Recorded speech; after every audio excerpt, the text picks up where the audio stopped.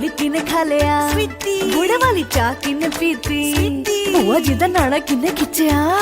ओ खिंच के मारी किने सीटी ओ छड्डो जी छड्डो जाके पकड़ो वो हलवाई ओ जिसने गुड़ की बना दी मिठाई ओ सबको बात है ये समझाई ओ गुड़ नालों इश्क मिठा